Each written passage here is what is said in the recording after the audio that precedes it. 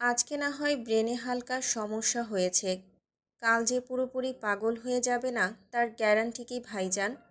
আর তামিমের বয়স কত? 28 বছর মাত্র।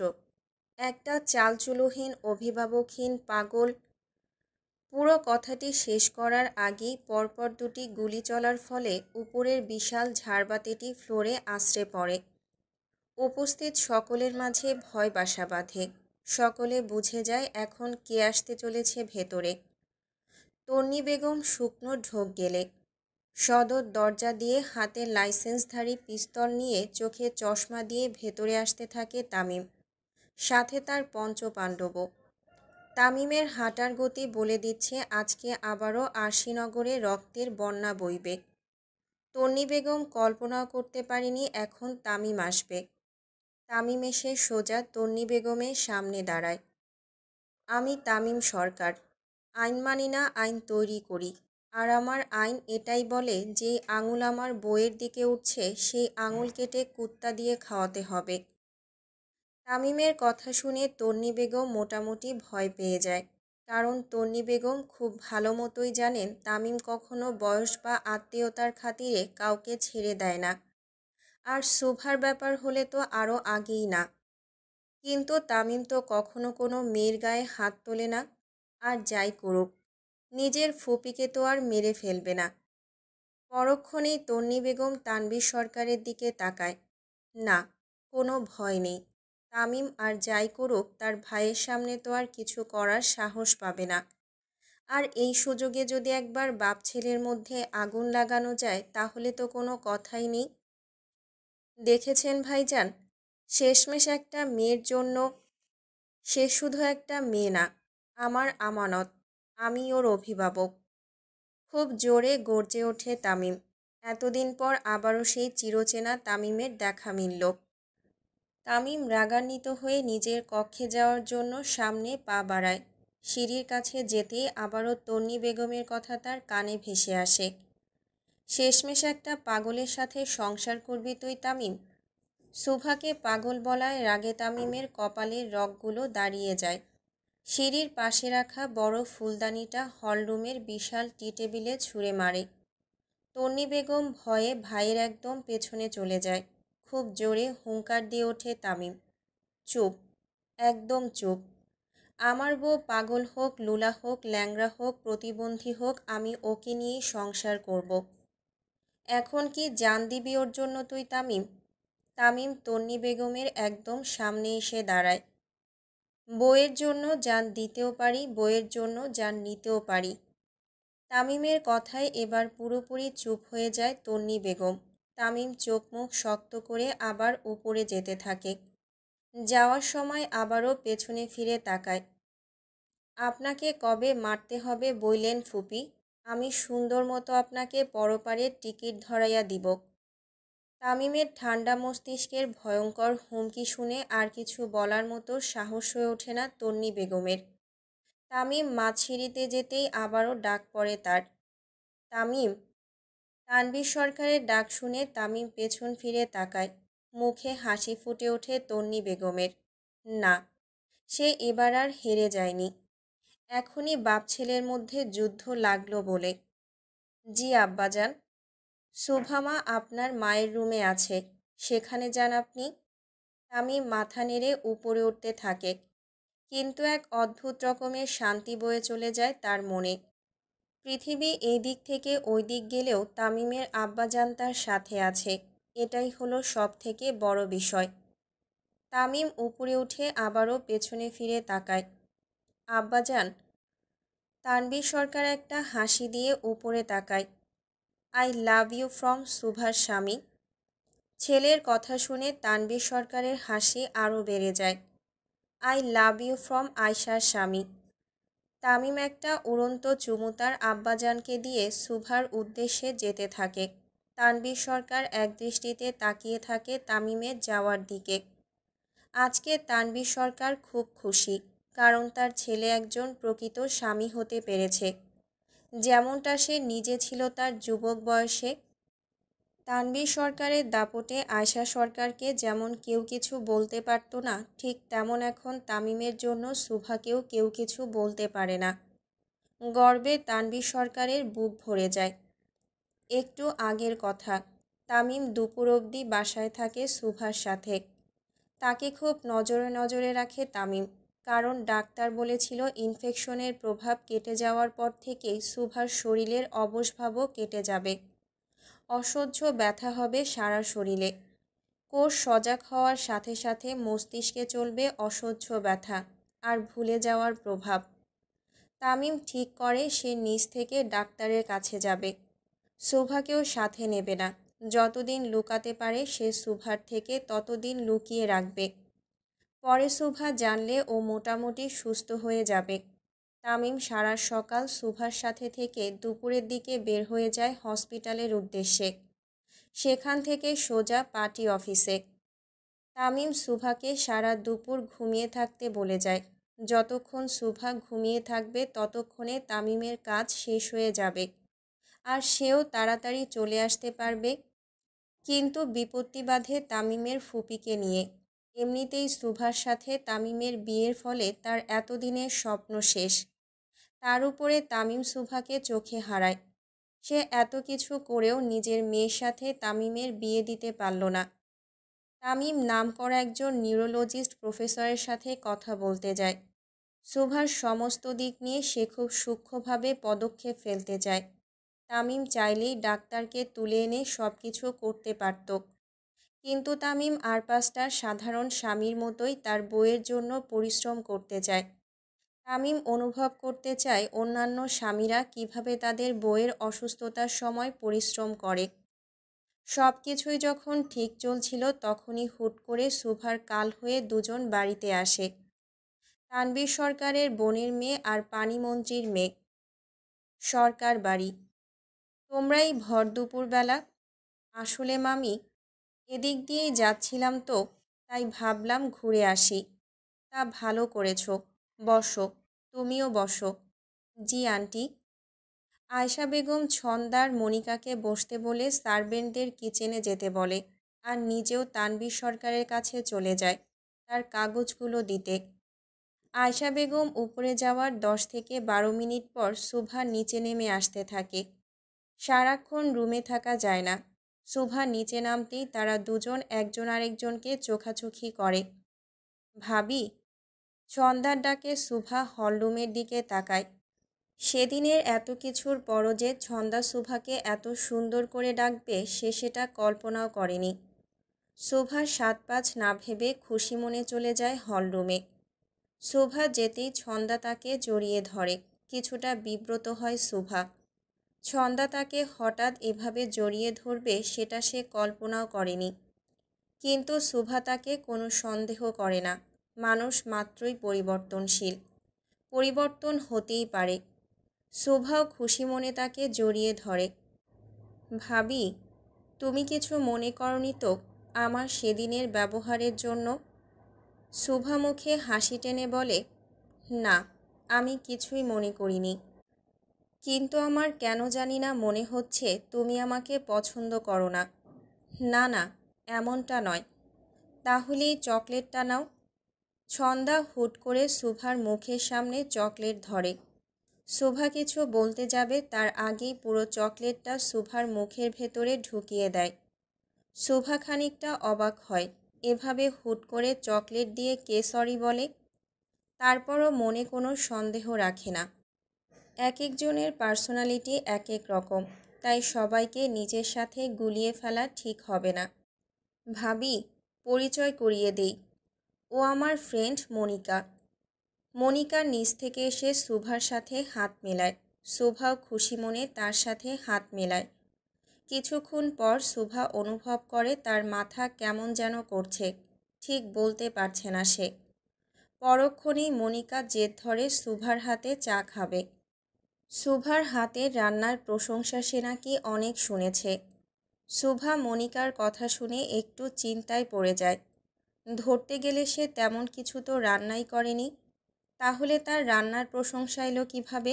হয়তো তামিমই আগ বাড়িয়ে সবাইকে জানিয়েছে। শুভা হালকা হেসে কিচেনে চলে যায়।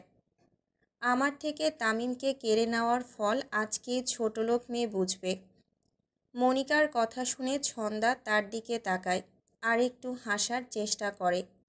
সত্যিই তো, ছন্দা নিজেও তামিমের বউ হতে চেয়ে হয়নি, এখন মনিকাই তার একমাত্র ভরসা। শোভা কিচেনে যেয়ে সার্ভেন্টদের বলে নাস্তা দিতে, আর সে নিজে চা বানাবে। সার্ভেন্টরা প্রথমে নানা করলেও পরে শোভার জোড়াজুড়িতে রাজি হয়ে যায়, কিন্তু তাদের মনেও ভয় ছিল, যদি তামিম জানে তাহলে তাদের আর শেষ রক্ষা হবে না। শোভা 5 জনকেই বের করে দেয়, নিজের মন মতো কাজ করতে থাকে। ভাবি, তোমরা এখানে এলে যে, কিছু দরকার ছিল? সার্ভেন্টদের বলতে। আসলে ভাবি, আমরা একটু একান্তে সময় কাটাতে এসেছি। শোভা তাদের কথা একটু আনইজি ফিল করে। কিচেনে একান্তে সময় কে কাটায়? তারপরও হালকা হাসি দিয়ে নিজের মনের অবস্থা আড়াল করার চেষ্টা চালিয়ে যায়।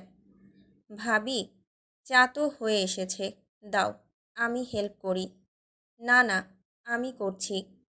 ছন্দা রীতিমতো জোরাজুরি করে শোভার সাথে, কিন্তু শোভা তার কথায় সায় দেয় না। সে নিজে থেকে কাপে চা ঢেলে মনিকাকে দিতে যায়। এই নিন, দিন ভাবি। মনিকা কাপটি না ধরে ছেড়ে দেয় আর তার ড্রেসে কিছুটা চা পড়ে যায়। শোভা একটু ভয় পেয়ে যায় হঠাৎ চায়ের কাপটি পড়ে যাওয়াতে। সরি, আমি আসলে। খুব সজোরে শোভার গালে চড় বসিয়ে দেয় মনিকা। কাল সামলাতে না পেরে গরম চায়ের কেতলির উপরে হাত পড়ে শোভার। প্রায় অর্ধেক অবধি হাতে চা পড়ে যায় শোভার। ছোট লোকের বাচ্চা, আমার এত দামি ড্রেস নষ্ট করে দিলি। মনিকা ইচ্ছে করে চায়ের পুরো কেতলিটা শোভার গায়ে ফেলে দেয়। পরক্ষণেই ছন্দা মনিকাকে ইশারা করে আর তারা দুজনেই ফ্লোরে পড়ে যায়।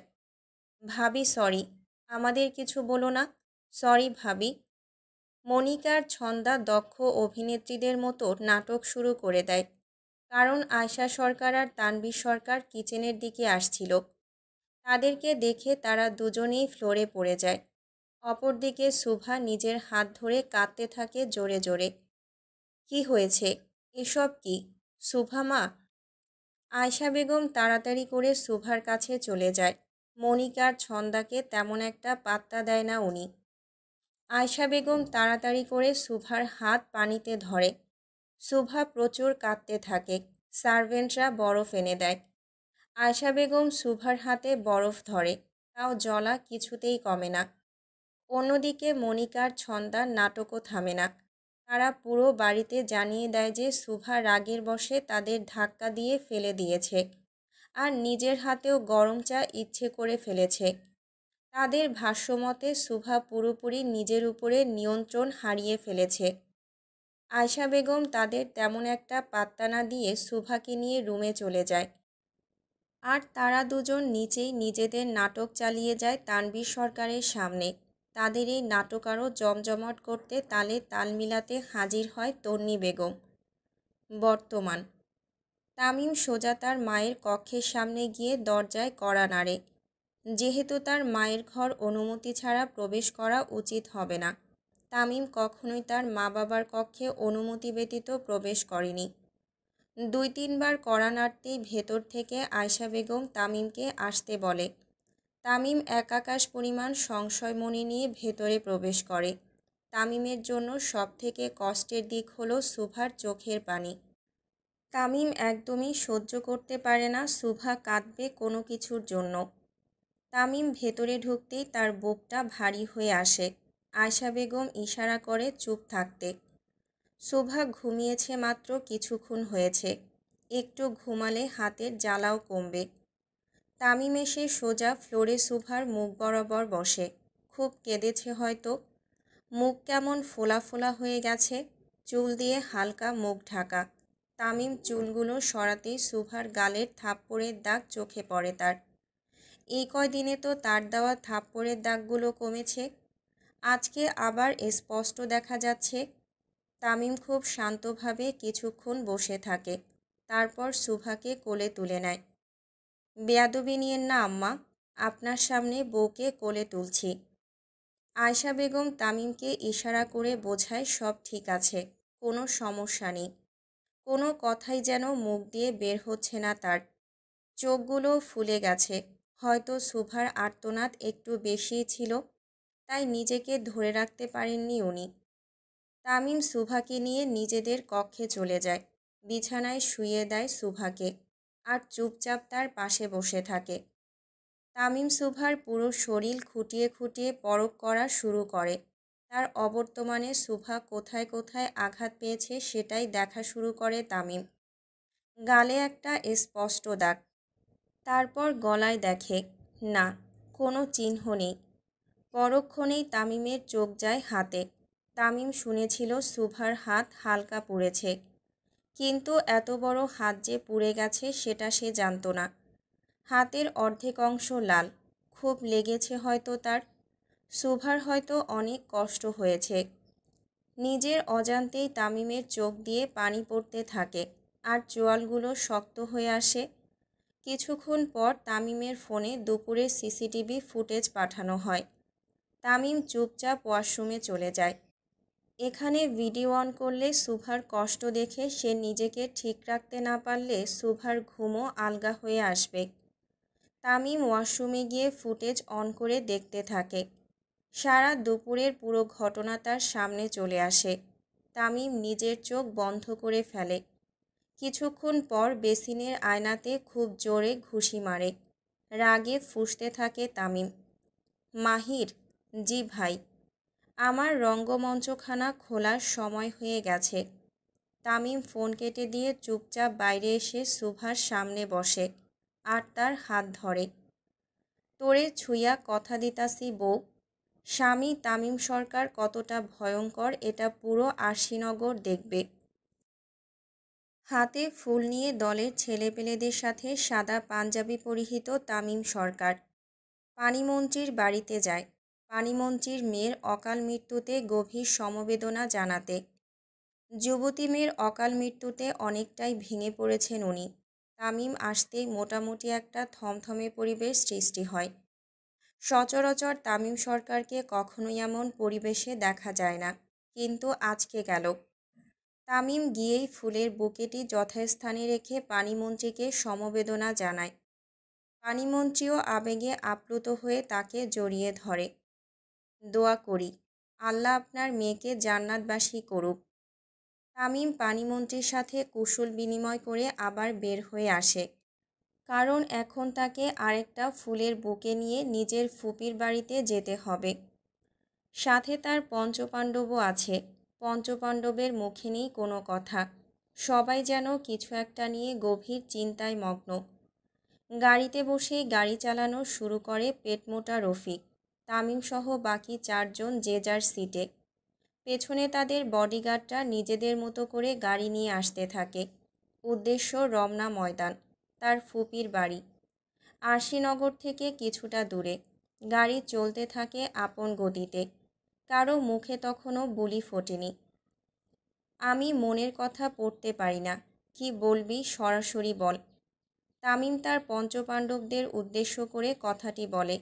তামিমের কথা শুনে একটু সাহস পায় তারা। একজন আরেকজনের দিকে তাকায়।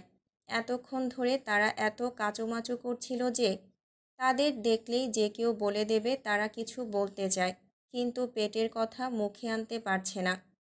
সাকিব শুকনো ঢোক গিলে জিজ্ঞেস করে, ভাই, আপনি কাল রাইতে 2 নাগিনরে পরপারে পাঠাইলেন, আজকে আবার ফুল দিয়া সমবেদনা জানাইতাছেন? কিছুই তো মাথায় ঢোকে না আমার।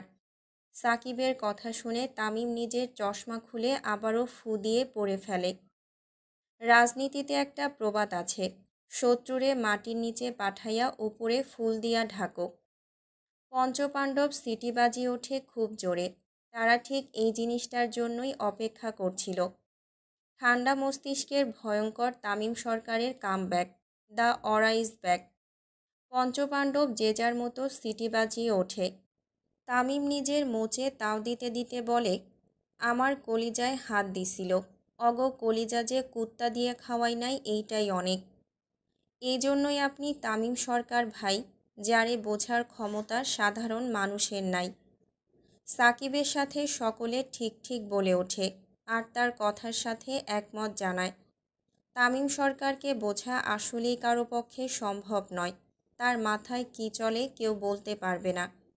এই জন্য মাস্টারমাইন্ড হিসেবেও বেশ সুনাম আছে তামিম সরকারের। বউয়ের জন্য জান দিতেও পারি, বউয়ের জন্য জান নিতেও পারি। নিজের হাতের ব্রেসলেটটা উপরে উঠাতে উঠাতে কথাটি বলে তামিম। আমার বউয়ের দিকে হাত দেওয়া আর মৃত্যুকে ইনভাইট করা দুটোই সেম। তামিম খুব শক্তভাবে কথাটি বলে ওঠে। তামিমের এই কথার অর্থ পঞ্চপাণ্ডব গতকাল রাতে ঠিকমতোই টের পেয়েছিল। গতকাল রাতে তামিম শুভার কপালে আদুরে পরশ ছুঁয়ে উঠে দাঁড়ায়। ড্রয়ার থেকে 5টা গুলি নিয়ে লোড করে। আজকে এমপি তামিম নয়, বরং স্বামী তামিম সরকার ক্ষেপে গেছে। আজ আর কারো রেহাই নেই। তামিম দরজার কাছে গিয়ে আবারও পেছন ফিরে তাকায়। শুভা গভীর ঘুমে আচ্ছন্ন। অবশ্য শুভার ঘুম এমনিতেও এত সহজে ভাঙবে না। তামিম শুভাকে কোলে নিয়ে আসলে তারপরও যখন ভাঙেনি, তার মানে পরবর্তীতেও ভাঙবে না। তামিম বুঝতে পারে কিছু একটা তো হয়েছে, কিন্তু কি সেটা তো মনিকার ছন্দাই ভালো বলতে পারবে। অবশ্য বলানোর দায়িত্বটা তামিম নিজের কাঁধে নিয়েছে। তামিম কিছু একটা ভেবে আবারও শুভার কাছে চলে আসে আর তার পায়ের নিচে বসে। তামিম শুভার পা দুটো শক্ত করে ধরে নিজের কপাল বরাবর রাখে। তোর চোখের প্রতিটা পানির হিসাব আমি নেব বউ, তুই শুধু আমার হয়ে থাক। তামিম শুভার পায়ের পাতায় চুমু দেয় আর বেরিয়ে পড়ে তার উদ্দেশ্যে। তামিম চোয়াল শক্ত করে নিচে নামতে থাকে। মুখে কোনো কথা নেই। তামিমকে চুপচাপ নিচে নামতে দেখে উপস্থিত সকলে একটু ঘাবড়ে যায়। হয়তো তামিম এখনই এক এক করে সকলের গেম বাজাবে, কিন্তু না। সবাইকে অবাক করে দিয়ে তামিম চুপচাপ বেরিয়ে পড়ে। তানভীর সরকারও ঠিক বুঝতে পারে না তামিমের মনের অনুভূতি। শুভার সাথে এত কিছু হয়ে গেল আর তামিম কাউকে কিছু বলল না। বিষয়টা কেমন যেন অষ্টম আশ্চর্যের মতো। তামিমকে চুপচাপ বেরিয়ে যেতে দেখে তন্নি বেগম বুঝতে পারে তামিমের মন ঠিক নেই। আর পাগল বউ নিয়ে হয়তো সে খুবই হতাশ। দেখেছেন ভাইজান, তামিম কিভাবে চুপচাপ বেরিয়ে গেল? ওর মুখ দেখেছেন? তানভীর সরকার তন্নি বেগমকে কিছু না বলে চুপচাপ তাকিয়ে থাকে দরজার দিকে। মনিকার ছন্দাও খুব খুশি হয়। তাদের প্ল্যান সাকসেসফুল। তারাও তন্নি বেগমের সাথে তালে তাল মিলাতে থাকে। শুভা ভাবি এভাবে আমাদের মারবে বুঝতে পারিনি মা। ওই মেয়ের তো মাথা খারাপ, আল্লাহই জানে। পালিয়ে গিয়ে কত কি করেছে, কতজনের সাথে রাত। পুরো কথাটি শেষ করার আগেই তন্নি বেগমের গাল বরাবর খুব জোরে চড় পড়ে। হঠাৎ চড় পড়ায় বেশ থমথমে পরিবেশ সৃষ্টি হলো হলরুমে। আয়শা তুই? হুম, আমি আয়শা সরকার, তোর চাচাতো ভাইয়ের একমাত্র বউ। গালে হাত দিয়ে থতমত খেয়ে যায় তন্নি বেগম। শেষে কিনা আয়শা বেগম তার গালে হাত দিল একটা রাস্তার মেয়ের জন্য। চুপ। থাপ্পড় খাইয়া নিজের থোবরার নকশার পরিবর্তন না করতে চাইলে বিসমিল্লা বইলা বের হ। এখনই বের হ আমার বাড়ি থেইকা। তুই আমাকে বের হতে বললি? কানে কি কম শুনতে পাস? তোরেই বলছি, যা বের হ। ভাইজান দেখেছেন? তোর ভাই কি দেখব রে? আমি কি ভয় পাই তাকে? ভুলে যাস না আমি আয়শা সরকার। তোর ভাইয়ের মতো কুখ্যাত লোককে সোজা করে সারছি। আর তুই কোন ক্ষেতের মূলা? বেশি তেড়িবেড়ি করবি তো মামাইয়া দুইটারে ধইরাই চুল কাইট্টা পুরা আরশিনগরে ঘুরাবো। আয়শা সরকারের কথা শুনে রাগে ফুলতে থাকে তন্নি বেগম। তিনি খুব ভালো মতোই জানেন আয়শা সরকার কী জিনিস। তার যুবতী বয়সে সে ছিল এক নাম্বারের দরজাল মেয়ে। বয়স বাড়লেও তেজ ঠিক একই মতোই আছে। আয়শা, কর্তা, মহিলাগো বিষয়। আপনি এর মধ্যে না পড়লে খুশি হব। আর যদি পড়েন আমি বাড়ি থেকে এখনই বের হয়ে যাব। এখনও তো বুড়া পড়েন নাই, আরেকটা বিয়া কইরা নিয়েন। আয়শা সরকারের কাট কাট কথা শুনে সকলে বুঝে যায় তার উপর দিয়ে কথার মতো সাহস কারণেই। তানভীর সরকার এসে আয়শা সরকারের হাত ধরে। আর ভালো মতো দেখতে থাকে। তন্নি বেগম ধারণা করে এই বুঝি আয়শার গাল বরাবর পড়ল। আয়ুব, জি কর্তা। আইস কিউব নিয়ে আয়। আমার আয়শার হাত লাল হয়ে গেছে। তানভীর সরকার আয়শা সরকারকে নিয়ে সোফাতে বসায় আর তার হাতে বরফ ডলতে থাকে। কী দরকার গিন্নি, এত নরম হাতে গরম কাজ করার? কতটা লাল হয়ে গেছে দেখেছেন? বুড়ো বয়সেও রস কমল না আপনার কর্তা। আপনাকে দেখলে ফুল জোশে থাকি গিন্নি। আল্লাহর এক অপরূপ সৃষ্টি আপনি। তানভীর সরকার আর আয়শা সরকারের এত মাখো মাখো প্রেম দেখে জ্বলে পুড়ে শেষ হয়ে যায় তন্নি বেগম। যেমনটা যুবতী বয়সে হতেন তিনি। মেয়ের হাত ধরে হনহনিয়ে বেরিয়ে পড়ে। এখানে আর ডাল গলবে না। বাইরে বেরিয়ে মনিকা আর ছন্দা এক গাড়িতে ওঠে আর তন্নি বেগম আরেক গাড়িতে। গন্তব্য তাদের আলাদা। তন্নি বেগম সোজা তার বাড়িতে যায় আর মনিকা এবং ছন্দা ক্লাবে যাওয়ার জন্য বলে ড্রাইভারকে। আরে কোন রাস্তা ড্রাইভার? তোগো পরপারে পাঠানোর রাস্তা কাল নাগিনীরা। বোমা সাকিবের কথা শুনে মনিকার ছন্দার আত্মা বের হয়ে আসার উপক্রম হয়ে ওঠে। সাকিব ভাই আপনি? কোন জন্মের ভাইরে তোর আমি? শালি আমার আম্মার গায়ে হাত তুলোস? চল ভাই তোগো লগে প্রাইভেট মিটিং করব। সাকিব খুব জোরে গাড়ি নিয়ে যায় তামিমের রঙ্গমঞ্চের দিকে। মনিকার ছন্দা হাত ধরে খুবই আকুতি মিনতি করে, কিন্তু কোনো লাভ হয় না। সাকিব নিজের মতো করে গাড়ি চালাতেই থাকে। প্রায় 23 মিনিট পর গাড়ি তার গন্তব্যস্থানে পৌঁছে যায়। মনিকার ছন্দা গাড়িতেই জড়সড় হয়ে বসে থাকে। সাকিব কালামানিককে ফোন দিয়ে আসতে বলে, কারণ মাথা গরম হয়ে গেলে এখনই সাকিব বোম দিয়ে উড়িয়ে দেবে। কিন্তু তামিম তো এত সহজ মৃত্যু তাদের দেবে না। মানিক এসে গাড়ির দরজা খুলে দাঁড়ায়। আহো কালনাগিনীরা, আহো। তোমাগো আব্বা ভিতরে অপেক্ষা করতাছে। তোমাগো চাঁদের দেশে পাঠাইব। মনিকার ছন্দা হাত জোর করে মাফ চাইতে থাকে, কিন্তু কোনো লাভ হয় না। কারণ তামিম মাফ না করলে আর কারোর সাধ্য নেই তাদের মাফ করার। কালামানিক মনিকার চুল ধরে টানতে টানতে নিয়ে যায় রঙ্গমঞ্চের ভেতরে, আর সাকিব ছন্দার হাত ধরে। রঙ্গমঞ্চের ঠিক মাঝ বরাবর একটা বিশাল ড্রাম রাখা, তাতে গরম চা রাখা আছে। দুজন মানুষের সাইজের ড্রাম, আর চাগুলো এতটাই গরম যে হাত দিলেই ঝলসে পড়বে। অবশ্য শুধু যে চা রাখা ড্রাম ভর্তি সেটাও নয়, তাতে অ্যাসিডও মিক্স করা হয়েছে। পানির গরমে পুরো রুমটি ঝাঁঝালো গরম হয়ে গেছে। পাশে চেয়ার নিয়ে বসা তামিম, সাকিব আর মানিক তাদের দুজনকে এনে সোজা তামিমের পায়ের নিচে ফেলে দেয়।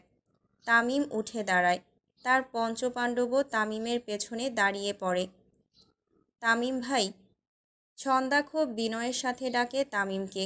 তামিম ভ্রু কুঁচকে তাকায় ছন্দার দিকে। তোর জন্য খুব কষ্ট হচ্ছে রে। ভাইয়ের হাতে বোনের মৃত্যু, বিষয়টা আসলেই কষ্টের। তামিমের কথা শুনে ভয়ে থরথর করে কাঁপতে থাকে ছন্দা। তো বল, তোদের পরিকল্পনা একটু শুনি। ভাইয়া, জলদি বল। খুব জোরে ধমকে ওঠে তামিম। শুভা ভাবিকে পুরোপুরি পাগল বানানো। আর ওর মুখে কি দিয়েছিলি? Suicidal attempt drugs. তামিম খুব শান্ত ভঙ্গিতে তাকিয়ে থাকে তাদের দিকে। শুভা যেন নিজেই নিজের জীবন নিয়ে নেয় সেটার জন্য তাকে এমন পদার্থ চকলেটের সাথে মিশিয়ে খাওয়ালো। তামিমের নীরবতা বলে দিচ্ছে কিছু একটা হতে যাচ্ছে, ভয়ঙ্কর কিছু। কথায় আছে না, ঝড় আসার আগে পরিবেশ কেমন ঠান্ডা নীরব হয়ে যায়, ঠিক তেমনই। তামিম নিজের ঘাড়ের রগ বাঁকিয়ে সোজা করে চোখে চশমা পরে ফেলে। মাহির, ভাই, চাপাতি দে। মাহির তামিমের হাতে চাপাতি দিয়ে দেয় আর পেছনে দাঁড়িয়ে পড়ে। তামিম সরকার কখনোই মহিলাদের গায়ে হাত তোলে না, কিন্তু কোনো মহিলার হাত যদি আমার ব্যক্তিগত মহিলার গায়ে ওঠে তারেও ছাড়ে না। তামিম ইশারা করে তার পঞ্চপাণ্ডবদের। তামিমের ইশারা অনুযায়ী পঞ্চপাণ্ডব তাদের দুজনের হাত শক্ত করে ধরে মাটিতে। তামিম চাপাতি নিয়ে মনিকার সামনে দাঁড়ায়। কোন হাত দিয়ে আমার বউয়ের গালে মারছিলি? ভাই ডান হাত ছিল। মাহির মনিকার ডান হাত ধরে ইশারা করে। আমি মনিকার ডান হাত বরাবর দাঁড়ায়। হুম, ভাবতাছি তোর হাতের চামড়া দিয়ে আমার বউয়ের জন্য জুতা বানাবো। বেশ ভালোই চামড়া লাগবে আমার। তামিমের কথা শুনে মনিকার প্রাণ যায় যায় অবস্থা। তামিম সরকার ভয়ঙ্কর, কিন্তু স্বামী তামিম সরকার যে এতটা ভয়ঙ্কর সেটা জানা ছিল না। শেষে কিনা নিজের বউয়ের গায়ে হাত তোলার অপরাধে চামড়া কেটে জুতা বানাবে তামিম। মনিকা কিছু বলতে যাবে তার আগেই তামিম মনিকার হাত বরাবর কোপ বসায়। প্রায় 4 থেকে 5 টুকরো করে মনিকার হাত। অসহ্য যন্ত্রণায় ছটফট করতে থাকে মনিকা, কিন্তু তাতেও বিন্দুমাত্র মায়া হয় না তামিমের। মনিকার এমন করুণ দৃশ্য দেখে ছন্দা ভয়ে আরও জোরে জোরে কেঁদে ওঠে। তামিম ছন্দার সামনে গিয়ে দাঁড়ায় আর তার হাতের আঙুলগুলো কেটে ফেলে। ছন্দাও ছটফট করতে থাকে। ইতিহাস সাক্ষী আছে, যতবার কোনো স্বামী খেপেছে ততবার কুরুক্ষেত্র হয়ে গেছে। আমার বউয়ের গায়ে হাত, তোগো হাত কাইটটা আমি কুত্তা দিয়া খাওয়াবো। তামিম খুব জোরে জোরে চিৎকার করতে থাকে। মানিক। জি ভাই। চুবা। তামিমের নির্দেশ মতো মানিক ছন্দার মনিকার চুল ধরে টানতে টানতে নিয়ে যায় ড্রামের কাছে। রফিক আর মাহির মানিকের সাথে তাল মিলিয়ে তাদের দুজনকে ফুটন্ত গরম চায়ে ফেলে দেয়। পুরোপুরি ঝলসে যায় তাদের শরীর। তামিম খুব শান্তভাবে তাকিয়ে থাকে সেদিকে, যেন খুব তৃপ্তি পেল সে। আমার বউয়ের হাতে চা ফেলছিল, গরম চায়ে না ডুবিয়ে মারলে স্বামী হিসেবে আমি ব্যর্থ হতাম। তামিম চশমা খুলে ফু দিয়ে আবার পড়ে ফেলে। সাকিব, এখনই উড়াইতাসি ভাই। মাহির, এখনই সব ক্লিয়ার করতাসি ভাই। তামিম সুন্দর মতো রঙ্গমঞ্চখানা থেকে বেরিয়ে যায় আর বাকিরা নিজেদের কাজে লেগে পড়ে। সম্পূর্ণ বিষয়টি এমনভাবে সাজানো হয় যেন মনে হয় তেলের ট্রাকের সাথে অ্যাক্সিডেন্ট করে দুটো গাড়ি একদম শেষ। সিসিটিভি ফুটেজও ফেক বানানো হয়। তামিম যে মাস্টারমাইন্ড এটা তার কাজ দেখলেই বোঝা যায়। পুরো দেশে যখন পানিমন্ত্রী আর প্রধানমন্ত্রীর বোনের মেয়ের মর্মান্তিক মৃত্যুর খবরে ছড়াছড়ি, তখন তামিম সরকার সুন্দর মতো তার বউয়ের সাথে রোমান্স করতে ব্যস্ত। রঙ্গমঞ্চখানা থেকে ফিরেই তামিম সোজা উপরে চলে যায় তার পরীকে দেখতে। তামিম রুমে এসে দেখে খুব এলোমেলোভাবে শুয়ে আছে সুভা। তামিম ডোর লক করে সোজা সুভার কাছে চলে যায়। মাত্রই খুন করে আসছি, আর এই সেমরি আমারে 1920 সংকেত দিচ্ছে। তামিম নিজের পাঞ্জাবি খুলে সাইডে রেখে দেয়। ওয়াশরুমে গিয়ে ফ্রেশ হয়ে শুধু একটা ট্রাউজার পরে চলে আসে। ড্রিম লাইটে সুভার মুখ আরও আকর্ষণীয় লাগছিল। তামিম এসেই সুভার কোমর ধরে তাকে নিজের সাথে মিশিয়ে নেয়। ঘুমের ঘোরেই সুভা তামিমকে শক্ত করে জড়িয়ে ধরে। তোকে আমি খুব ভালোবাসি সকাল, খুব ভালোবাসি তোকে। তামিম ঘুমন্ত সুভার ঠোঁটে নিজের ঠোঁট বসিয়ে দেয়। তার হাত দুটো বিচরণ করতে থাকে সুভার সমস্ত শরীরে। এক পর্যায়ে নিয়ন্ত্রণ হারিয়ে অবচেতন সুভার উপরে নিজের অধিকারবোধ ফলাতে থাকে। এক পর্যায়ে সুভারও ঘুম আলগা হয়ে আসে। তামিম, আই নিড ইউ সকাল, আই ডেসপারেটলি নিড ইউ। ঘুমন্ত বউকেও রেহাই দিলেন না? আপনাকে রেহাই দিলে আমার যে বিরাট ক্ষতি হয়ে যাবে ম্যাডাম। খুবই আবেগময় ভঙ্গিতে কথাটি বলল তামিম। তার চোখে ছিল একরাশ মুগ্ধতা, সুভাকে দেখার মুগ্ধতা। তামিমের কথায় তার তীব্র বাসনা ফুটে উঠেছে। সুভা তামিমের কথার ভার শুনে তামিমের মনে দুষ্টু চিন্তা সম্পর্কে ধারণা করতে পারে। তামিম না নিজে ঘুমায় আর না সুভাকে ঘুমাতে দেয়। দিনের বেলা তামিম সুভাকে জোর করে ঘুম পাড়ায় আর সারা রাত বিরক্ত করে। সুভার কোনো বাহানাই কাজে দেয় না তামিমকে আটকানোর জন্য। তামিমের 1920 লজিকের কাছে সুভার সমস্ত লজিক হার মানে। সত্যি করে বলুন তো, আপনার চরিত্রে কি কোনো সমস্যা আছে? তা তো একটু আছেই ম্যাডাম, না হলে আপনাকে দেখলেই আমি চরিত্রহীন হয়ে যাই কেন? তামিম যখন শুভার খুব কাছে আসতে চায়, শুভা তামিমকে দূরে সরাতে থাকে আর তামিমও জোর করতে থাকে। ছেড়ে দে শয়তান, ছেড়ে দে। তুই আমার দেহ পাবি কিন্তু মন পাবি না। শুভার এমন ফিল্মি ডায়লগ শুনে তামিম হাসতে থাকে, সাথে শুভাও। মন লাগতো না। তামিম শক্ত করে শুভার হাত চেপে ধরে এক হাতে, আর আরেক হাতে শুভার ওড়না মাটিতে ফেলে দিয়ে মুখ গুজে দেয় শুভার উন্মুক্ত গলায়। পরম আদরে ভাসাতে থাকে শুভাকে। শুভাও তামিমের সাথে তালে তাল মিলাতে থাকে।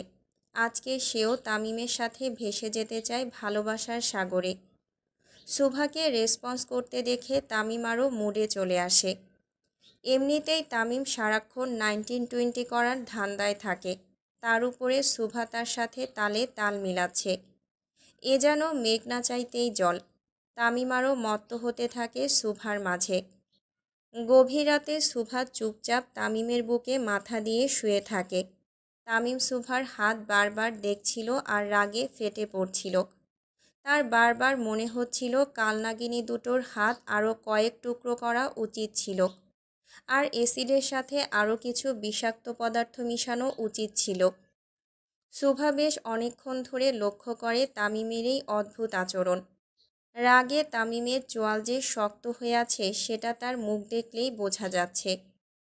তামিম, জি পড়ি, আপনি আমাকে কি দেখে পছন্দ করেছিলেন?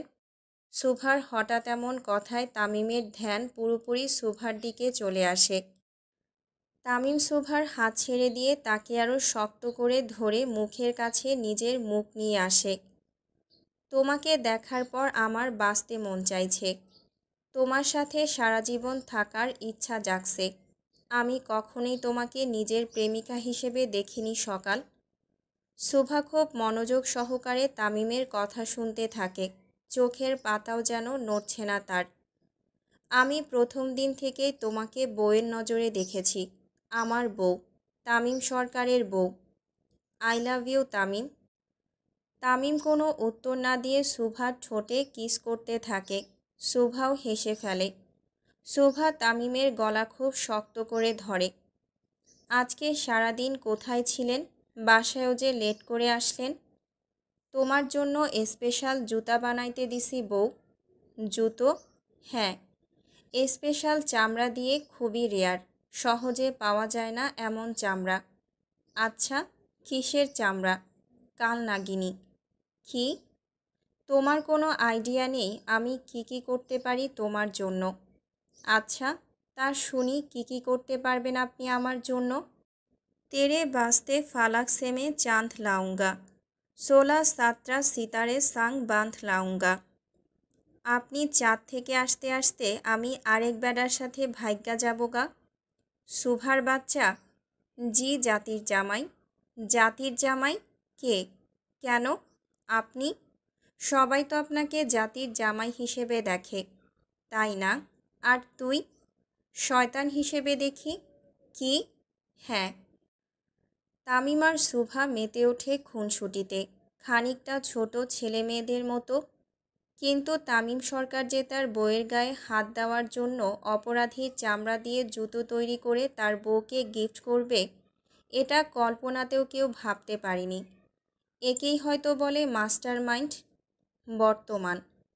তামিম ফুলের বুকে নিয়ে তার ফুপির বাড়িতে রওনা দেয়। পথে যাওয়ার সময় শুভার টেক্সট আসে তামিমের ফোনে। ঝড় এসে কারেন্ট নিয়ে যায়, তামিম এসে শুভাকে নিয়ে যেতে পারে না। তামিম শুভার টেক্সট দেখে খুব কষ্ট করে হাসি থামায়। কাছে থাকলে পাত্তা দেয় না, দূরে গেলে পীড়িত কমে না, শালার জিন্দেগি। শুভার তামিমের টেক্সট দেখে হাসিতে গড়াগড়ি খায়। তারপর আবারও আরেকটা টেক্সট পাঠায়। বলেন তোর 7 তলা বিল্ডিং। তামিম শুভার টেক্সটের আগামাথা বোঝে না, সে কেন এটা বলবে, কিন্তু বউ বলেছে বলতে তো হবেই। তাই তামিম রিপ্লাই দেয়, 7 তলা বিল্ডিং। কুত্তা আপনার ডার্লিং, শালার জিন্দেগি। শুভা অনেকগুলো হাসির ইমোজি পাঠিয়ে দেয়, আর তামিম রাগের। যেখানে মরা বাড়িতে সকলে দুঃখ ভরা মন নিয়ে যায়, সেখানে তামিম তার বউয়ের সাথে ফ্লার্ট করতে করতে যাচ্ছে। অবশ্য মৃত ব্যক্তিদের তো তামিম নিজেই পরপারে পাঠিয়েছে, এতে তার কষ্ট কিসের? এক এক করে তামিমের সকল গাড়িগুলো তার ফুপির বাড়ির সামনে দাঁড়ায়। তামিম আর তার পঞ্চপাণ্ডব ভেতরে যেতে থাকে। তানভীর সরকার এবং আয়শা সরকার আগে থেকেই সেখানে ছিল, কিন্তু শুভাকে সাথে নেয়নি তারা। শুভার জন্য এমন পরিবেশে আসা উচিত নয়, তাই তাকে বুঝিয়ে সুঝিয়ে বাড়িতেই থাকতে বলে। আর তামিমও শুভাকে বলে যায় বাড়ির বাইরে না যেতে। শুভা এখন প্রায় সব কিছু যেহেতু ভুলে যাচ্ছে, তাই বাড়ি থেকে বের হওয়াও ঠিক না। তামিম সোজা তার ফুপির সামনে গিয়ে দাঁড়ায়। তামিমকে দাঁড়াতে দেখেই তন্নি বেগম ছুটে এসে তামিমকে জড়িয়ে ধরে। ওরে তামিম রে, এ কি হয়ে গেল? আমার মেয়েটা যে আর নেই। তন্নি বেগমের মাথায় হাত বুলাতে বুলাতে তামিম বলে, চিন্তা করবেন না ফুপি, আল্লাহ বোনকে জান্নাতবাসী করুক। তামিম তার ফুপিকে সুন্দর মতো সান্ত্বনা দিতে থাকে। তামিমের এত নিখুঁত অভিনয় দেখে তানভীর সরকারও তার দিকে একদৃষ্টিতে তাকিয়ে থাকে। এসবের পেছনে যে তামিমই আছে, এটা তানভীর সরকার খুব ভালো মতোই জানে। তাছাড়া তানভীর সরকার তার যুবক বয়সে আয়শা সরকারের জন্য যা যা করেছিল, তামিম ও শুভার জন্য ঠিক সেগুলোই করছে। শত্রুকে পরপারে পাঠিয়ে তাদের মৃত্যুর মাহফিলে ফুল নিয়ে হাজির হয়ে সান্ত্বনা দেওয়া তো কেউ তামিমের থেকে শিখুক। একদম পাক্কা প্লেয়ার তামিম। তামিম তার চোখ তানভীর সরকারের দিকে দেয়। তার মুখের অস্বাভাবিক হাসি বলে দিচ্ছে এসব করে সে বিন্দুমাত্র অনুশোচনা করছে না। তানভীর সরকারও চোখ দিয়ে আশ্বস্ত করে সব ঠিক আছে। তামিম একটা ক্রিমিনালি হাসি দিয়ে আবারও বেরিয়ে পড়ে, সাথে আয়শা সরকারকেও নেয়। গাড়ি চলতে থাকে আপন গতিতে। তামিমের দৃষ্টি খুবই কড়া। তামিম আরও ভয়ানক শাস্তি দিতে চেয়েছিল শুভার দোষীদের, কিন্তু তা হলো না। একজন আমার হাত ধরছিল ভার্সিটির মাঠে। তোর বাপ তার হাত কাইটটা আমার বাড়ির সামনে রাখছিল গিফট হিসেবে। আয়শা সরকারের কথা শুনে তামিম তার দিকে তাকায়। আয়শা হাত মেলে তামিমকে নিজের কাছে ডাকে, যেমনটা ছোটবেলায় ডাকত। তামিম জড়িয়ে ধরে তার আম্মা জানকে। আয়শা তামিমের মাথায় হাত বুলাতে থাকে। বাপ, তুই আমার কলিজার টুকরা, আর তোর কলিজাও আমার কলিজার টুকরা। চিন্তা করিস না, মায়ের কাছে সন্তান কখনো খুনি হয় না। আম্মা জান, তারে আমি খুব ভালোবাসি। এত ছোট বয়স থেকে মেয়েটা শুধু হারিয়ে এসেছে। প্রথমে বাপ, তারপর মা, এখন ভাই, তার উপরে আমি তো আছি। নিজের হাতে তারে ৪৫টা থাপ্পড় দিছিলাম। কত কষ্ট পাইছে সে আম্মা। আগুনেও হাঁটাইছিলাম, আল্লাহ জানে কতটা কষ্ট পাইছিল। আম্মা, আমি এত অমানুষ কেমনে হইলাম? আয়শা সরকার চোখ বন্ধ করে ফেলে। তার চোখ দিয়ে টপ টপ করে পানি পড়তে থাকে। জানেন আম্মা, যখন তার শরীরে ৯টা ইঞ্জেকশনের দাগ দেখি, ভেতরটা ভয়ে শেষ হয়ে গেছিল। ভোররাতে হসপিটালে নিয়ে যাই আর দোয়া করতে থাকি আমার অবর্তমানে তার সাথে যেন খারাপ কিছু না হয়ে থাকে। কিন্তু মনকে শক্ত করে রাখি, সে ততটাই পবিত্র যতটা আগে ছিল। আমার কাছে সে সব সময় পবিত্র। শুভামা কিছু বলেছে তার সাথে কি হয়েছিল? না আম্মা, আমি জানতেও চাই নাই। সে নিজে থেকে না বলা অবধি আমি জানতে চাইব না। বাপ, আমরা মেয়েরা যদি পাশে স্বামীকে পাই, পুরা দুনিয়া উল্টায় গেলেও আমাদের কিছুই যায় আসে না। আজ থেকে 11 বছর আগের কথা, 27শে জানুয়ারি 2014 সাল। আয়শা সরকারের জন্য একটা কালো অধ্যায়ের সূচনা। শুনতে শুধু একটা তারিখ বা বছর মনে হলেও এই তারিখটাই ছিল আয়শা সরকারের সর্বনাশের তারিখ। তিনি একাধারে হারিয়েছিলেন নিজের ছোট ছেলে তাহসিন সরকারকে এবং বড় ছেলে তামিম সরকারের সুন্দর ভবিষ্যৎ। সে 11 বছর আগে তিনি নিজের 17 বছরের ছেলেকে খুনির খাতায় নাম লিখাতে দেখেন। ছোট ছেলেকে কাফনের কাপড়ে দেখেন, তাও হাফ লাশ। পুরো শরীর পাওয়া যায়নি। স্বামীকে মৃত্যুর সাথে লড়তে দেখেন, আর সব থেকে ভয়াবহ যেটা ছিল, একটুর জন্য নিজের সম্মান হারাতে বসেও হারাননি। সব হারিয়ে আয়শা সরকার যখন ছিল নিঃস্ব, তখন তিনি সব থেকে মূল্যবান জিনিসটা হারিয়েছিলেন।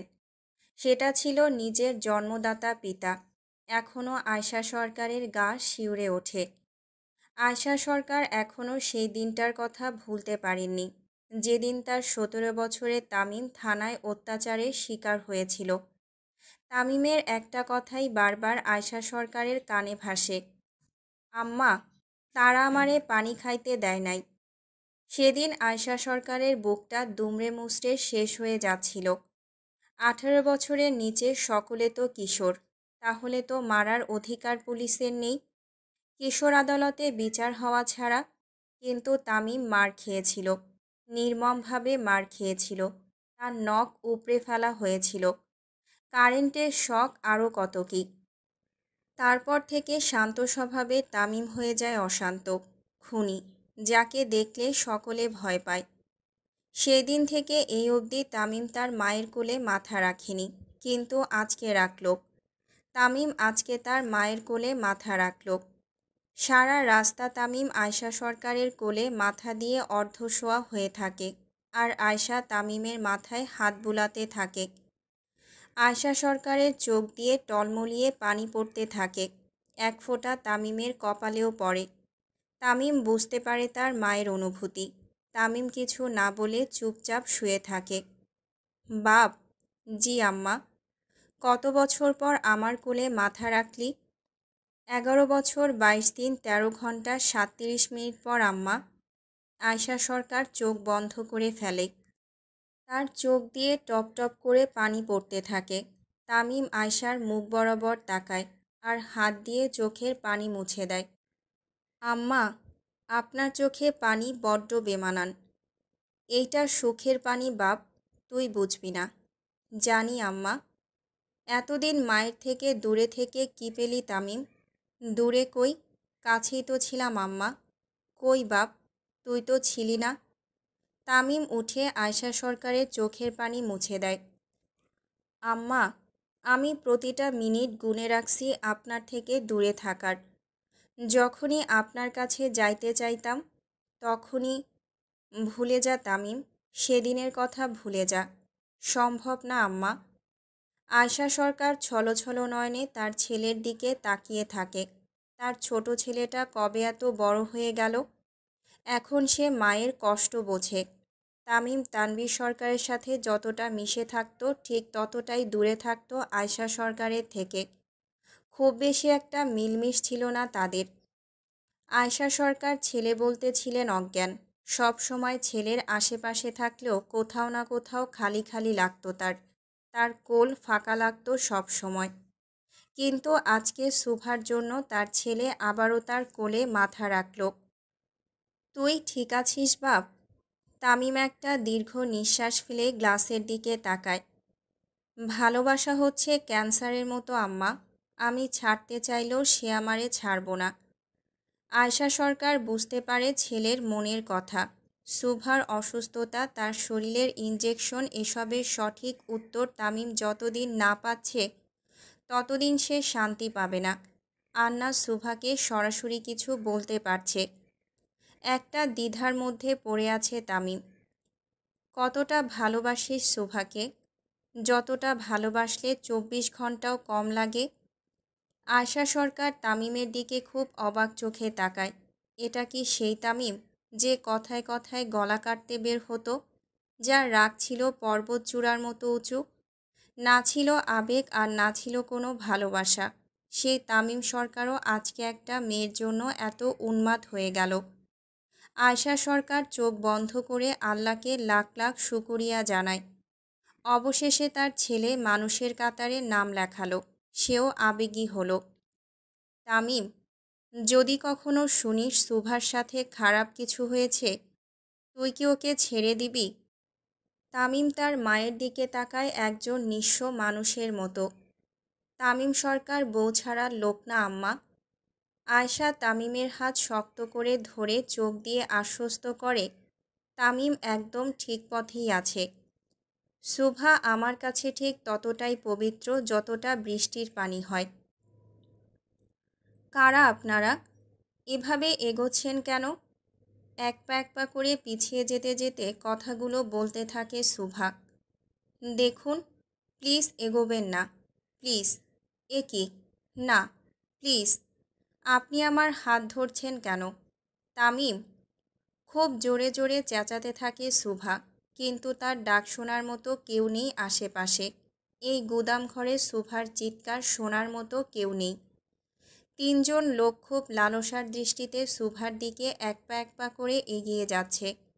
তাদের মুখের আকৃতি বলে দিচ্ছে কতটা লালসা তাদের মনে। শুভা ভয় আর আতঙ্কে প্রায় শেষ। কোনো মেয়েই এমন পরিস্থিতিতে নিজেকে ঠিক রাখতে পারে না, সে যতই সাহসী হোক না কেন। শুভা মনে মনে নিজেকে দোষারোপ করতে থাকে। কেন সে এমন বলদামি করল? আজ নিজের বোকামির জন্য এত বড় বিপদে পড়ল সে। 23 মিনিট পর তামিমের গাড়ি ঢোকে সরকার বাড়িতে। আয়শা সরকার এবং তামিম একসাথে নেমে ভিতরে চলে যায়। আয়শা সোজা কিচেনে চলে যায়, কারণ তানভীর সরকার আসলেই তাকে কফি দিতে হবে। আর তার হাতের ছাড়া সে খাবেও না। যে কোনো সময় তানভীর সরকার আসতে পারে। আয়শা কিচেনে চলে যায় আর তামিম তার রুমে যেয়ে তামিম শুভাকে কোথাও পায় না। ওয়াশরুম, বেলকুনি, কোথাও নেই শুভা। তামিম নিচে চলে আসে শুভাকে খোঁজার জন্য। কিছু সার্ভেন্টদেরও বলে শুভাকে দেখলে তাকে যেন বলে তামিম এসেছে। তামিম নিচে এসেও শুভাকে কোথাও পায় না। ছোট কর্তা? বলুন কাকা। শুভামা যাওয়ার সময় তার ফোনটা ফেলে গেছে নিচে। শমশের তামিমের দিকে শুভার ফোনটা ফেরত দিতে দিতে বলে, কোথায় গেছে শুভা? ওই যে আপনি যেতে বললেন যে। আমি বলেছি? হ্যাঁ, গাড়ি পাঠালেন যে। শমশেরের কথা শুনে তামিমের চোখ কপালে উঠে যায়। সে কখন গাড়ি পাঠালো? আর শুভাই বা গেল কার সাথে? তামিম গভীর চিন্তায় পড়ে যায়। তার পঞ্চপাণ্ডব এসে হাজির হয়। তামিম দেরি না করে তাড়াতাড়ি কন্ট্রোল রুমে চলে যায় সিসিটিভি ফুটেজ চেক করার জন্য। সাথে তার পঞ্চপাণ্ডবও যায়। তামিম দুপুরের পরের ফুটেজ চেক করে। সেখানে স্পষ্ট দেখা যাচ্ছে একটা কালো বড় গাড়ি এসে সরকার বাড়ির ভেতরে ঢোকে। সচরাচর আইডি কার্ড বা ভেতর থেকে কনফার্মেশন না পাওয়া অবধি কেউ সরকার বাড়িতে ঢোকে না, কিন্তু তারা খুব সহজেই ঢুকল। আর লোকেদেরও কিছু একটা বলল। তার কিছুক্ষণ পর শুভা নিচে চলে এলো। দুজন লোক তাকে কিছু একটা বলল, আর শুভা তাদের সাথে গাড়িতে চলে গেল। তামিম মেন গেটের সিসিটিভি ফুটেজ অন করে, কিন্তু আশ্চর্যের বিষয় হলো সিসিটিভির ফুটেজ ছিল না। ফুটেজ কই? স্যার, শামীম ভাই ফুটেজের দায়িত্বে। ডাক তাকে। Okay sir. গার্ডরা শামীমকে খুঁজতে যায়, আর তামিম ভালো মতো ফুটেজগুলো দেখতে থাকে। কিছুক্ষণ পর গার্ডরা এসে জানায় শামীম কোথাও নেই, তার ফোনও বন্ধ। তামিমের রাগে চোয়াল শক্ত হয়ে আসে। তামিম সাথে সাথে পুলিশের ডিআইজিকে কল করে, আর তাকে কোনো শোরগোল না করে শুভাকে খুঁজতে বলে। পরক্ষণেই তামিমের মনে পড়ে গেটের কথা, যেখানে কোনো চেকআপ ছাড়াই গাড়িটি ঢুকেছিল। তামিম গার্ডদের বলে চেকপোস্টে থাকা 6 জনকে ভেতরে আনতে, কিন্তু তাদের মধ্যে শুধু 4 জনই ভেতরে আসে। বাকি দুজনের কোনো হদিস পাওয়া যায়নি, ফোনও বন্ধ। তামিম বুঝে যায় খুব ঠান্ডা মাথায় সূক্ষ্মভাবে পরিকল্পনা করা হয়েছে। তামিম হলরুমে চলে আসে। সেখানে তানভীর সরকারও উপস্থিত ছিল। তিনি এসেছেন মাত্র মিনিট 5 হবে। তামিম হন্তদন্ত হয়ে তার কাছে চলে আসে। পুরো শহরে কারফিউ জারি করে দেন আব্বা, বউ খুঁজতে হবে আমার। তানভীর সরকার কোনো কথা না বলে সাথে সাথে রাষ্ট্রপতিকে কল দেয়, আর কারফিউ জারি করতে বলে। কারণ হিসেবে গ্রেনেড হামলা হওয়ার ভুয়া নিউজ চারপাশে ছড়িয়ে দেয়। বাস, ট্রাক সমস্ত কিছুতে চেকপোস্ট বসাতে বলে, আর আর্মিদেরও কড়া নির্দেশ দেওয়া হয়। একজন প্রধানমন্ত্রী চাইলে আর্মি কেন? সেনাবাহিনী এবং সকল পেশায় নিয়োজিত আইনশৃঙ্খলা বাহিনীদের মিনিটের মধ্যেই কাজে লাগাতে পারেন। আজকে হলো তাই। একটা মিথ্যা নিউজ চারপাশে ছড়িয়ে গোপনে গোপনে শোভাকে খোঁজার চেষ্টা শুরু করে দেয়। বাঙালি হলো আবেগী জাতি। চিলে কান নিয়ে গেছে শুনলে আগে চিলের পেছনে দৌড়ায়, তারপর কানে হাত দিয়ে দেখে কান আছে কিনা। ঠিক তেমনি গ্রেনেড হামলার মিথ্যা নিউজ ফেসবুকে এত পরিমাণে ছড়িয়ে যায় যে সকলের মনে ভয় বাসা বেঁধে যায়। কেউ তার অবস্থান থেকে নড়ে না। পুরো শহরে কারফিউ জারি করে তামিম সরকার তার বউকে খুঁজতে বের হয়।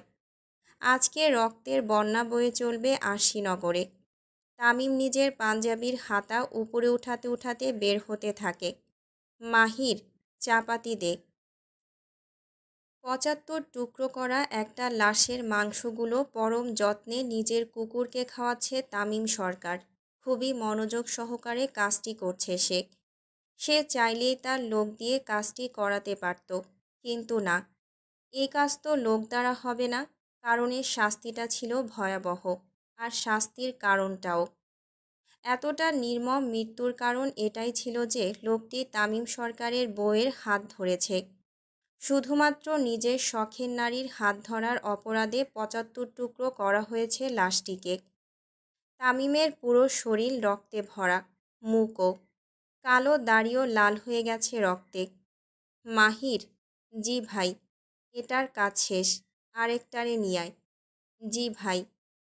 মাহির তামিমের সামনে হাত পা বাঁধা অবস্থায় দ্বিতীয় ব্যক্তিকে ফেলে দেয়। লোকটার ছটফট করা দেখলে যে কেউ বলবে সে বাঁচতে চায়, কিন্তু তামিম সরকার তো হিসাব বরাবর করার লোক। তার বউয়ের সম্মানহানি করতে চেয়েছে আর সে ছেড়ে দেবে? এটা তো স্বামী হিসেবে সারা জীবনের কলঙ্ক তার। তামিম নিজের পাঞ্জাবিতে তার গোল্ডেন চাপাতি মুছে ফেলে, তারপর খুব শান্ত দৃষ্টিতে লোকটার হাতের দিকে তাকায়। এই হাত দিয়েই তো সুভার গায়ের ওড়না টেনে ফেলেছিল। তামিম নিজের চাপাতির দিকে তাকায়। যদি সে চাপাতি চালায় তাহলেও সহজ মৃত্যু, কিন্তু তামিম তো এত সহজ মৃত্যু তাকে দেবে না। এই মানিক, জি ভাই, দাড়িপাল্লা নিয়ে আয় তো, আজকে ওর কলিজা কেটে একটু মেপে দেখব। তামিমের কথা শুনে নিচে পড়ে থাকা লোকটার আত্মা বের হয়ে আসার উপক্রম হয়ে আসে। লোকজন বলে ঠিকই যে কলিজা মেপে দেখবে, কিন্তু তামিম সরকার যে আসলেই কলিজা কেটে দাড়িপাল্লাতে মেপে দেখবে এটা কল্পনাও করা যায় না। মানিক দাড়িপাল্লা নিয়ে এসে সোজা তামিমের পাশে রাখে। তামিম নিজের চাপাতি দিয়ে লোকটার বুকে হালকা করে গোল গোল মাপ করতে থাকে, ঠিক কিভাবে সে কেটে কলিজা বের করতে পারে। তামিম যতই মাপ করছিল লোকটার দম ততই আটকে আসছিল। তামিম কি আসলেই তার কলিজা কেটে দাড়িপাল্লা দিয়ে মাপ করবে? তোর কলিজা অনেক বড়, আমার শখের নারীর ক্ষতি করতে গেছিলি। আসলেই বড় কলিজা তোর। কুত্তার বাচ্চা, তোর সাহস কেমনে হইল রে? তামিম লোকটার কলিজা বারবার কোপ মারে, তারপর নিজের হাতে লোকটার কলিজা বের করে আনে আর দাড়িপাল্লাতে রেখে মাপ করতে থাকে। এই বালের ওজনওয়ালা কলিজা নিয়ে আমার বউরে তুলে আনলো। ছ্যা, এর থেকে তো কুত্তার ওজন বেশি। এক কাজ কর, এর কলিজা কুত্তা দিয়াই খাওয়া। ধর, নিয়া যা। তামিম সুন্দর মতো কলিজাসহ দাড়িপাল্লাটা মানিকের হাতে দিয়ে দেয়, তারপর ইশারা করে আরেকজনকে সামনে পাঠাতে। শেষের জনকে সামনে পাঠানো মাত্রই তামিম তার চোখের দিকে তাকিয়ে থাকে। সাকিব, জি ভাই, শিক করে আন। জি ভাই। তামিম শেষের জনের চোখের দিকে তাকিয়ে থাকে। আমার বউরে চোখ টিপ মারছিলি শুনলাম, ভালো তো, কিন্তু তোর চোখ আমারে অনেক প্যারা দিতাছে রে ভাই। ভাবিমা কইছে এই শালা ঠোঁট দিয়া চুম্মাও দেখাইছিল। বাহ, চুম্মাও দেখাইছোস, তাও আমার বউরে? মজাই মজা। সাকিব শিক গরম করে এনে তামিমের সামনে ধরে। না দাঁড়া, আগে ওর ঠোঁট সেলাই করতে হইব। তামিম সরকারের বউরে চুম্মা দেখানোর অপরাধে ওর ঠোঁট শিলি ফরজ হয়ে গেল। তামিমের নির্দেশ মতো তাকে বড় একটা সুই দেওয়া হয় সুতোসহ। তামিম সুই নিয়ে সুন্দর মতো লোকটার ঠোঁট শিলি করে দেয়। শুধু শিলি নয়, পাশাপাশি চোখেও গরম শিক ঢুকিয়ে দেয়। এতটা মর্মান্তিক মৃত্যু দেওয়া হয় তিনজনকে, যতটা কেউ কল্পনাও করতে পারেনি। তাদের দোষ একটাই ছিল, তামিম সরকারের বউয়ের ক্ষতি করতে চাওয়া। শুভা আমার জান, ওর জন্য পুরো দুনিয়া বরবাদ কইরা দিতে পারি। তামিম রক্তাক্ত শরীর নিয়ে উঠে দাঁড়ায়, তারপর নিজের শরীরের দিকে তাকায়। পরিহিত পাঞ্জাবিটি খুলে মাটিতে ফেলে দেয়। আমার বউ রক্ত পছন্দ করে না, পার্টি অফিসে চল, পরিষ্কার হতে হবে। তামিম উঠে সুন্দর মতো বেরিয়ে পড়ে, আর বাকিরা রঙ্গমঞ্চখানা পরিষ্কার করতে থাকে। খুবই সূক্ষ্মভাবে পরিষ্কার করা হয় রঙ্গমঞ্চখানা, একটা রক্তের দাগও যেন না থাকে। পূর্বে, মাহির, চাপাতি দে। পুরো শহরে কারফিউ জারি করে নিজের বউকে খুঁজতে বের হয় তামিম সরকার। তামিমের চোখে রক্তিম বর্ণ বলে দিচ্ছে আজকে আর কারো রেহাই নেই। তামিমের কলিজায় হাত দেওয়া, না, এটার শাস্তি পুরো আরশিনগর আর দেশবাসী দেখবে। শুধু দেখবে না, বুঝবেও স্বামী তামিম সরকার কতটা ভয়ঙ্কর। তামিম বের হয়ে যায় আর লোকেদের বলে সিসিটিভি ফুটেজ চেক করে তাকে লোকেশন পাঠাতে। তামিম ঠিক সেই রাস্তা দিয়েই গাড়ি নিয়ে বের হয় যেই রাস্তা দিয়ে শুভাকে নিয়ে যাওয়া হয়েছিল। সিসিটিভি ফুটেজ চেক করে সময় নষ্ট করে না তামিম, লোকেদের বলে চেক করে জানাতে। আর সে তাড়াতাড়ি বের হয়। 5 থেকে 6 মিনিটের মধ্যে তামিমের ফোনে গাড়ির পুরো ভিডিও চলে যায়। অবশ্য প্রধানমন্ত্রী তানভীর সরকারের পাওয়ারের কাছে সাধারণ মানুষের পাওয়ার কিছুই নয়। তানভীর সরকারের একটা ফোনের মাধ্যমেই কয়েক মিনিটের মধ্যে সব হয়ে যায়। তামিমও লোকেশন পেয়ে যায় তার বউয়ের। বলতে হবে শত্রুদের ব্রেন আছে।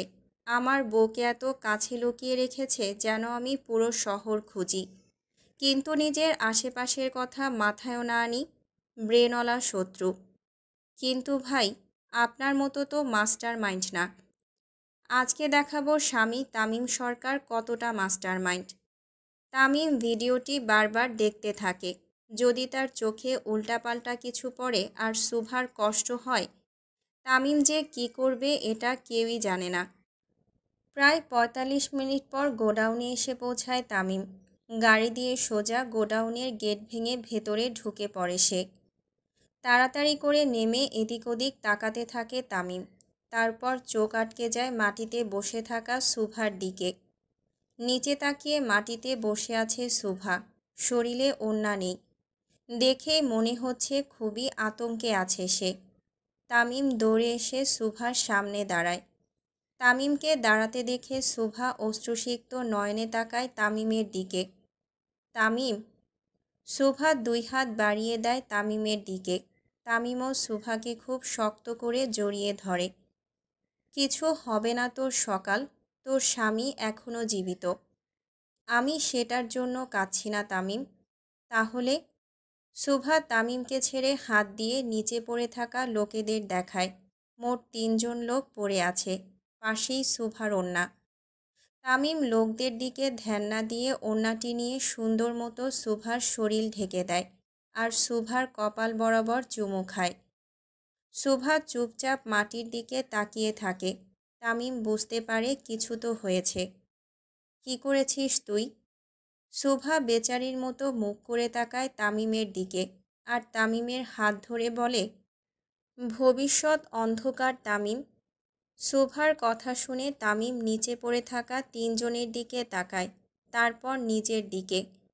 মনে মনে আল্লাহকে লাখ কোটি গুণ শুকরিয়া জানায়। তার বউয়ের রোগ আজকে তাকে বাঁচিয়েছে। শুভার হুটহাট করে রেগে যাওয়া আর সব কিছু ভাঙচুর করায় আজকে তাকে এত বড় বিপদ থেকে বাঁচালো। হয়তো লোকগুলোর এই অবস্থা শুভার রাগের কারণেই। তামিম শুভার হাত ধরে শক্ত করে। আমার ভবিষ্যৎ অন্ধকার না করার জন্য শুকরিয়া বউ। উপস্থিত সকলে হাসিতে ফেটে পড়ে। তামিম শুভার উপরে এত অত্যাচার করেছিল, শুভা যে রেগে তার পা দ্বারা তামিমের ভবিষ্যৎ অন্ধকার করেনি এটাই অনেক। শুভা তামিমের হাত সরিয়ে তাকে জড়িয়ে ধরে। আমি অনেক ভয় পেয়ে গিয়েছিলাম তামিম। তুই তো আমার সিংহী, ভয় তুই নয়, তোকে পাওয়া উচিত সবার। তামিম সুভার মুখ নিজের মুখ বরাবর নিয়ে কপালের সাথে কপাল ঠেকিয়ে রাখে। I am so proud of you বউ। এভাবেই সবার ভবিষ্যৎ অন্ধকার করে যা। তামিম। সুভা হালকা করে তামিমের বুকে বাড়ি মারে। সাকিব। জি ভাই। তোর ভাবিমাকে দিয়ায়। ঠিক আছে ভাই। শোন, তাড়াতাড়ি আসবি, অনেক কিছু উড়াতে হবে। সাকিব তামিমের কথা শুনে একগাল হেসে ফেলে। আজ অনেক দিন পর তার বোম কাজে লাগবে।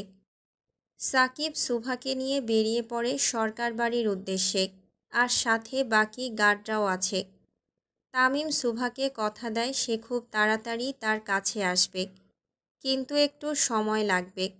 সুভাও তামিমের কথাতে সায় দেয়, কারণ সুভা ভালো মতোই জানে তামিম কি করতে পারে, তামিমের রাগ কেমন। মাহির। জি ভাই। রঙ্গমঞ্চখানায় নিয়ায় অগ। বর্তমান।